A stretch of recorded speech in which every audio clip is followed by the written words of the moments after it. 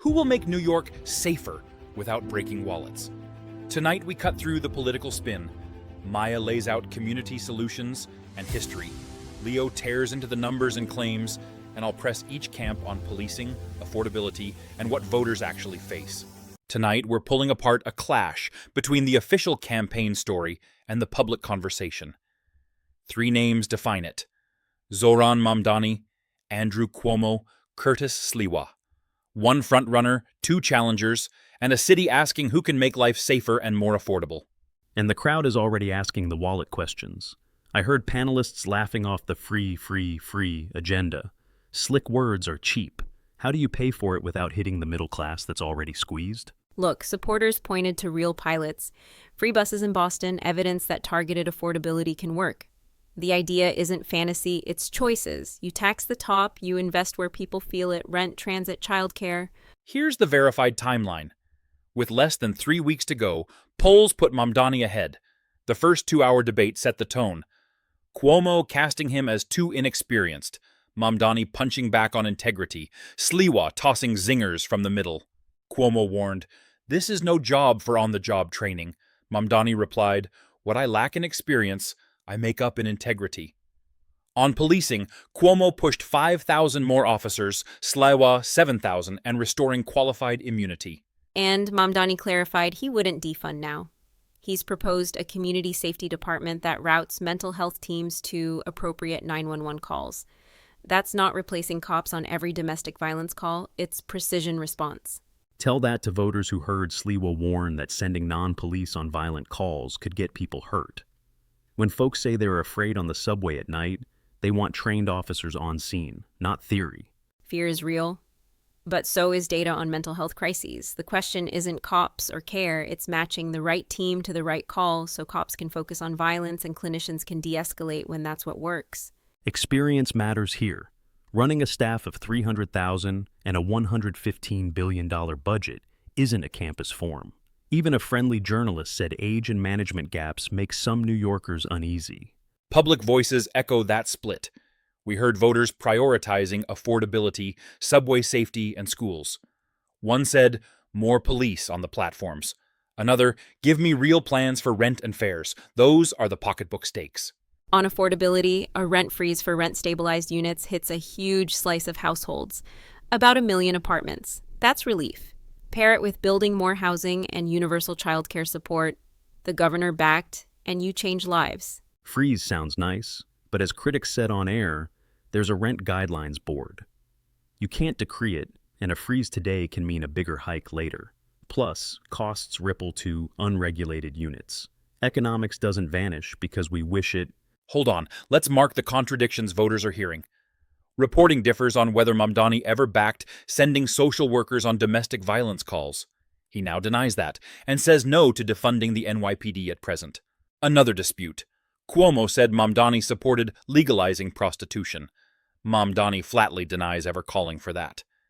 And on the recent Middle East ceasefire, both Trump and Biden have been credited in various accounts, fueling spin. On the ceasefire, Mamdani said, of course Hamas should lay down their arms, because a real ceasefire means everyone stops and aid flows. Calling that coded is a smear tactic. Voters want clarity and empathy, not wedge rhetoric. Voters also want a mayor who won't dance around hard lines. If you've tweeted, "The police are wicked and corrupt," people will question whether you'll back them when it counts. Apologies are noted, but trust is earned. Endorsements are murky too. Eric Adams exited late. His name stays on the ballot. And he says he won't back Mamdani. Reports say he's talked with Cuomo. But the timing and whether he'll endorse remain unsettled. An Adams nod might nudge moderates toward Cuomo. Then again, as one analyst said, it could saddle Cuomo with Adams's baggage. Politics is choices. Sometimes you inherit your allies' headlines. Meanwhile, Trump threatened to yank federal funds if Mamdani wins. He answered that federal funding is the law. Good. You can be tough, but starving cities to score points punishes working people, not politicians. Sliwa hit the outsider note. Thank God I'm not a professional politician. He's lived crime fighting for decades. Crime may be down overall, but fear in hotspots is real, and he speaks that language plainly. Plain talk isn't the same as solutions. Hiring 7,000 cops or cutting property tax in half sounds bold, But where's the math that protects schools, transit, and housing? Governing is a budget, not a slogan. The numbers snapshot. A mid-October poll showed Mamdani at 49% with registered voters, Cuomo at 28%, Sliwa at 13%. Among likely voters, Mamdani hit 52%. His base enthusiasm was roughly 75%. Issue edges. Cuomo and Mamdani are both seen as strong leaders by majorities. Sliwa's top strength is crime. Voters cited crime at about 25%, cost of living 20%, housing 16%, as top problems. Which is why Cuomo keeps hammering competence. He rebuilt big things as governor, he says.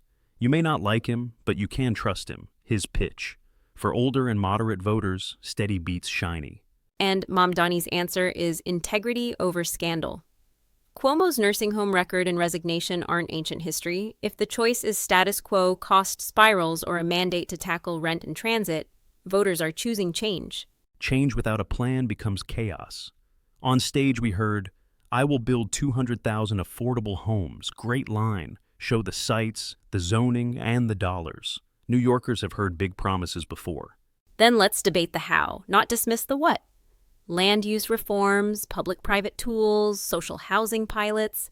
Those are levers. We've underbuilt for decades. Solving it will take more than a police headcount. Quick recap as we pivot. We've laid out the official record, debate hits, policy contrasts, and polling.